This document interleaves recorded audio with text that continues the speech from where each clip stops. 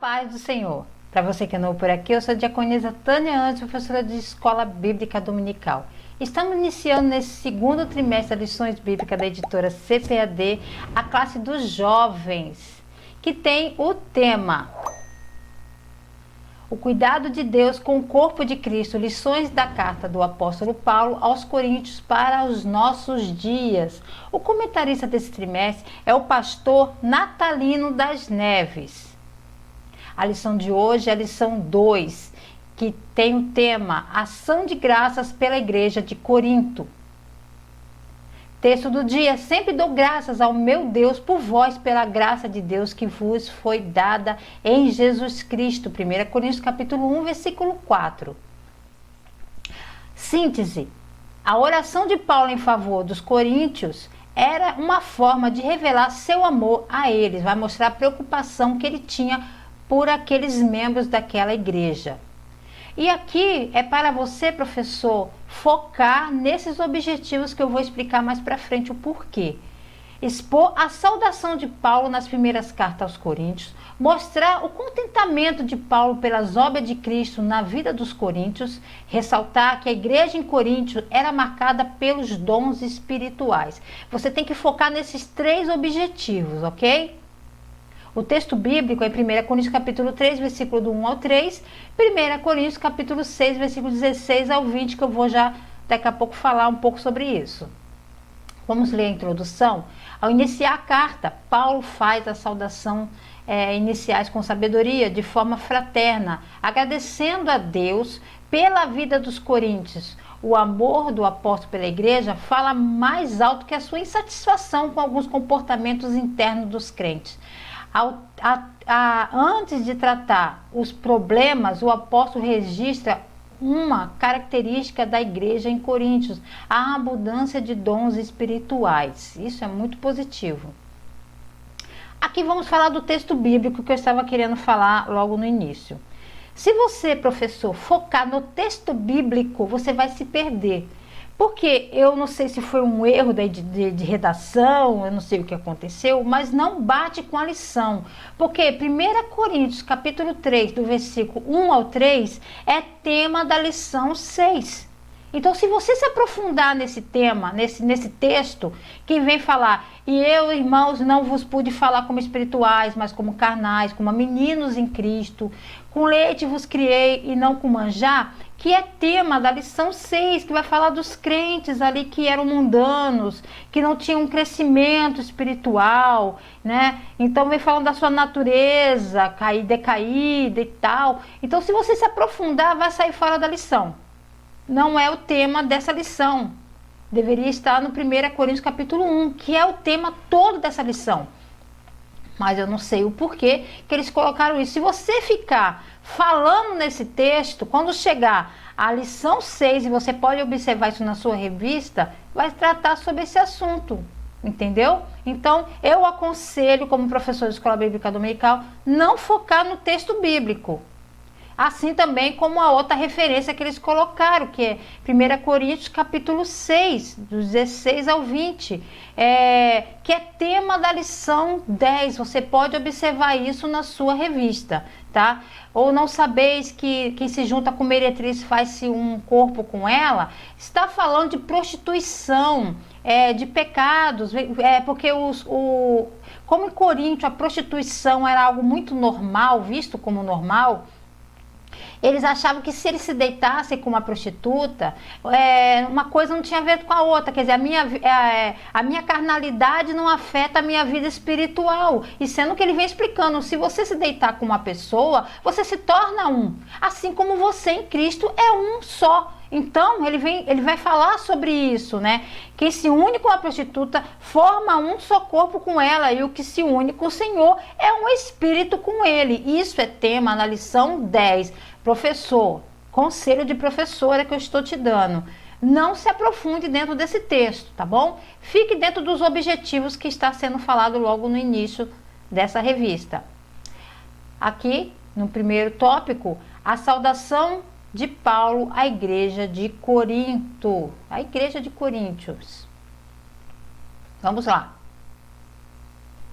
Paulo se apresenta e justifica seu chamado, primeiro subtópico. Aqui o apóstolo Paulo dá ênfase às coisas boas na igreja de Corinto, logo no início da epístola para exortá-la. Ele queria aconselhar, exortar aquela igreja. E primeiro ele vai focar um pouco nos alguns pontos positivos. Paulo começa saudando a igreja de forma amorosa e paterna. Ele expressa sua alegria ao saber que a fé dos irmãos não tinha esmorecido com o tempo. Mesmo depois de muito tempo, que ele esteve lá, que ele, na sua segunda viagem, que ele fundou aquela igreja, e que agora estavam ali bem alicerçados, uma igreja bem cheia, né, com bastante gente, com bastante pessoas, mesmo com todas as dificuldades, vivendo num lugar de tanta promiscuidade, eles estavam ali firmes ainda, e isso era motivo de alegria para ele. Ele vem falando de um irmão que ajudou muito ele, e isso é interessante, porque ele faz questão de ressaltar sobre o irmão Sóstenes, era o principal da sinagoga judaica em Corinto. Quando os judeus arrastaram Paulo ao tribunal do procônsul romano Galho, Galho expulsou o caso do tribunal e a multidão espancou ele. E ele defendeu Paulo. Ele não era um nome comum, Sóstenes não era um nome comum. Então é provável que o mesmo Sóstenes tornou-se cristão, uniu-se a Paulo para aprender mais do evangelho a fim de ser bom ministro de Cristo. E aqui é identificado como irmão Sóstenes. Ele faz questão, é a consideração que ele tinha por esse homem. Nada indica que ele teve alguma parte na escrita dessa carta. Ele estava com Paulo e o apóstolo o incluiu na saudação porque era bem conhecido na igreja coríntia. Então ele faz questão de falar desse irmão, né? Então ele mostra que, todavia, o Deus que o comissionou não deixou sozinho, mas esteve ao seu lado em todo o tempo. Então, é bom falar de pessoas que estão ao nosso lado na nossa caminhada, na nossa jornada, porque um homem não é uma ilha. Eu digo que ele é um arquipélago, ele está cercado de várias ilhas. Ninguém faz nada sozinho. Você precisa sempre de alguém. E é bom você reconhecer quando alguém está te ajudando até na obra de Deus. Em sua saudação aos Coríntios, o apóstolo Paulo faz questão de enfatizar a sua vocação como algo estabelecido pela vontade de Deus.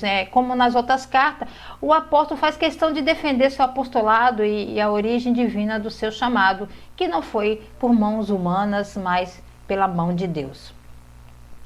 Subtópico 2, conhecimento do chamado de seus leitores. Aqui ele chama a igreja, né? A igreja eclésia, assembleia de cidadãos. São aqueles que são santificados em Cristo Jesus e através dele. A igreja, irmãos, não é o templo de construção de bloco, de lajota, de reboco, de ferro. É pessoas. Então aqui ele está se referindo à Assembleia dos Santos, dos cidadãos. Paulo chama a todos os santificados ou santos, mesmo que algum ainda estivesse com problemas e outros estivessem fazendo coisas erradas. Todos são considerados santos. Por quê? Porque foram santificados por Cristo Jesus. Não é mérito humano, é mérito de Deus. Isto é a posição que eles têm em Cristo, não por justiça própria. Isso significa que em Jesus Cristo e através dele, ao oferecer a si mesmo na cruz, eles foram separados um propósito específico para o culto e serviço de Deus. Todos foram separados. Se olharmos atentamente, o reconhecimento de Paulo destaca a ação divina na vida da igreja. Seus membros foram santificados, mas por meio da obra de Cristo. Assim, somente eles poderiam exercer os chamados específicos, também por meio da ação de Cristo, pois foram chamados para servir a igreja de Deus. Continuando, a saudação fraternal de Paulo. E aqui é uma curiosidade, você vai ler em 1 Coríntios capítulo 1, versículo 3, a vocês, graça e paz da parte de Deus, nosso Pai e do Senhor Jesus Cristo.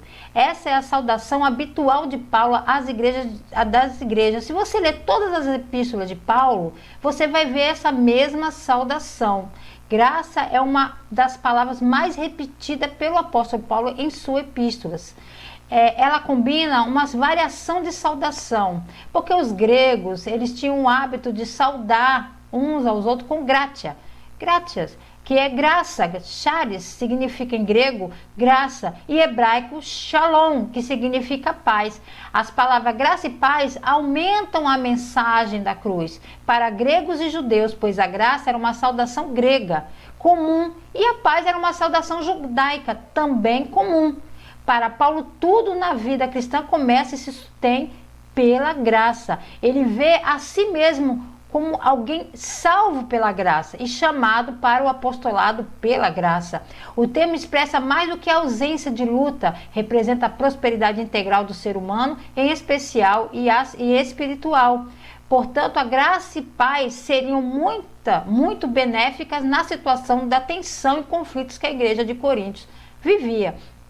Então, quando eu no início desse vídeo, como boa assembleiana que sou, nós costumamos saudar com a paz do Senhor, né? Outros falam, paz do Senhor Jesus Cristo, mas não existe uma paz verdadeira sem a graça de Deus.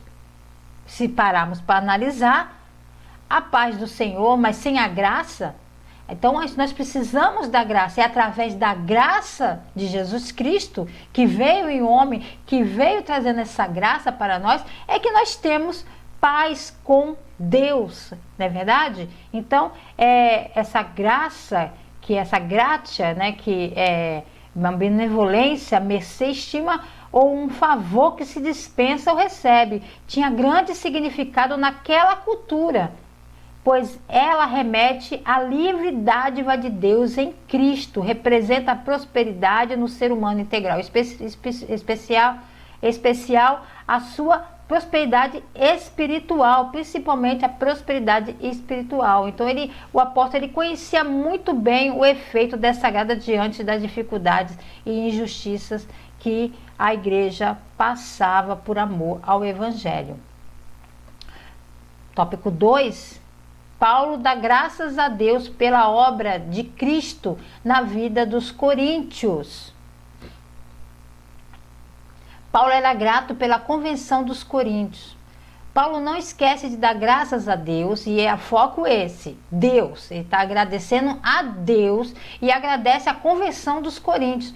Paulo não agradece a Deus por feitos ou características dos próprios coríntios, mas agradece a Deus por tudo que ele estava fazendo entre os coríntios. Foi Deus quem lhe deu graças em Cristo e quem os enriquecer em toda palavra e conhecimento. Era Deus quem estava confirmando o seu testemunho entre eles. Deus era quem fazia abundar os dons entre eles. E Ele mesmo é quem, por sua fidelidade, os chamava à comunhão. Então ele dava graças a Deus, porque a salvação oferecida por Jesus ao pecador não é mérito humano, irmãos. Não é mérito humano. A graça é o favor de Deus e a paz é o resultado do desfrute desse favor. O apóstolo conhecia bem o poder do evangelho para a salvação de todo aquele que crê. Subtópico 2. As palavras amáveis de Paulo.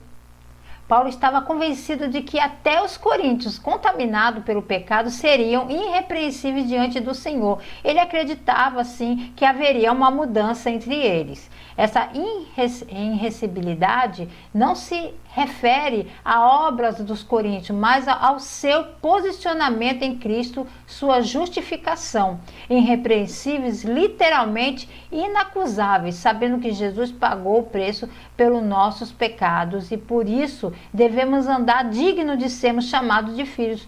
Todos aqueles que vão participar da grande ceia do Senhor devem estar lavados com as vestes do Cordeiro. Para nos tornarmos irrepreensíveis no dia do Senhor, temos que observar a palavra todos os dias, guardar nossos corações, para não vivermos uma vida de pecado. Isso é um fato, né? Pela santidade requer conhecimento, comprometimento com as Sagradas Escrituras. Não adianta só conhecer a Bíblia e não praticar aquilo que ela ensina. Se você estuda, você lê, mas não pratica, não vai adiantar, pois precisamos praticar aquilo que nós lemos, que nós aprendemos. Subtópico 3. A expectativa de Paulo estava alicerçada na fidelidade de Deus, pois Deus é fiel. ainda que não sejamos fiéis, Ele é fiel. O objetivo de Paulo ao introduzir aqui a ideia da fidelidade de Deus é mostrar um motivo de crer que os cidadãos em Corinto seriam mantidos para a vida eterna. Ele cria muito nisso. Alguns crentes coríntios eram infiéis, mas o apóstolo exortava ao arrependimento a fim de que se achassem fiéis aos mandamentos do Senhor. A evidência de que eles perseverarão depende da fidelidade de Deus. Independe da fidelidade. E o argumento do apóstolo é que, como havia sido chamados por ele para a comunhão de seu filho, sua fidelidade de caráter tornaria certo que eles seriam mantidos na vida eterna. Então ele tinha essa convicção, essa fé que eles seriam todos salvos. Então essa orientação era para que isso acontecesse, para que eles se arrependessem, voltassem a ser como deveria, voltassem para a palavra. Deus é verdadeiro e Ele é constante e seguirá suas promessas. Ele não enganará, Ele não nos engana, Ele é verdadeiro.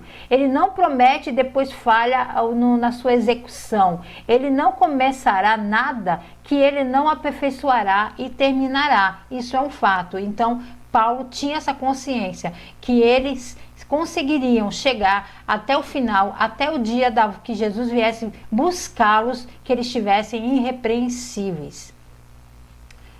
Tópico 3 agora, uma igreja marcada pelos dons. Era uma igreja cheia de dons. Os dons espirituais. A igreja de Corinto foi abençoada com diversos dons do Espírito Santo. Falavam em línguas e profetizavam, mas não eram fiéis ao Senhor. Tinha divisões entre si, praticavam discriminação socioeconômica na igreja, ensinavam doutrina distorcida, esqueciam-se dos seus papéis no serviço a Deus e até negavam a ressurreição de Jesus Cristo, pois havia falsos mestres ali. Haviam pessoas que eram do gnosticismo, que estavam incutidas ali dentro da casa do Senhor.